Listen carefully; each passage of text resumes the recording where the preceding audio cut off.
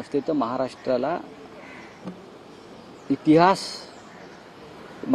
इतिहास असं आहे असं आपण म्हणतो ते शिवाजी महाराजांमुळे. बाकी सगळ्यांना भूगोल आहे.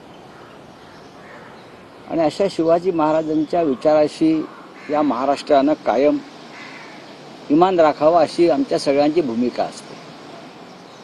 हे राज्य शिवाजी महाराजांच्या नावानं चाललंय, पण विचारानं चाललंय का हा कायम प्रश्न अलीकडच्या काळात निर्माण झाला. तरीही आपण छत्रपती शिवाजी महाराज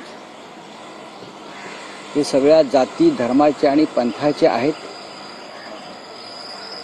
आणि हे आपण सगळ्यांनी पाळलं पाहिजे पथ्य.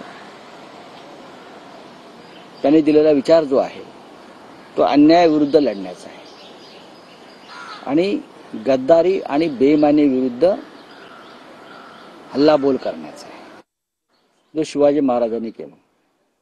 शिवाजी महाराजांच्या ज्याला आपण स्वकीयात म्हणतो बेईमान आणि गद्दार होते. शिवाजी महाराजांची पहिली लढाई ही चंद्रराव मोरेंशी झाली, औरंगजेबाशी नाही किंवा कुठल्या खानाशी नाही.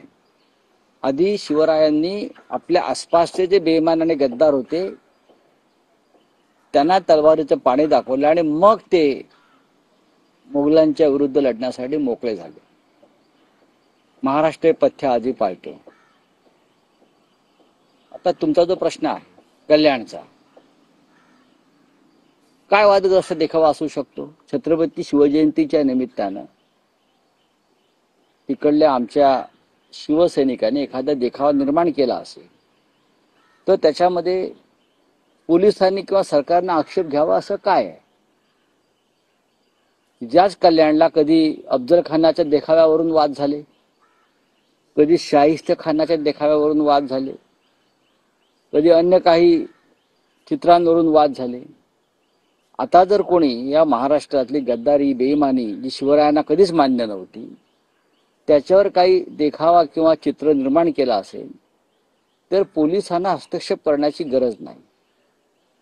या देशामध्ये अभिव्यक्ती स्वातंत्र्य आहे.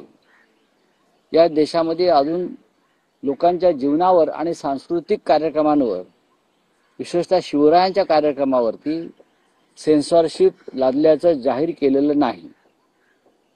पोलिसांनी नरेंद्र मोदी यांचं कालचं एक पॉडकास्ट ऐकावं.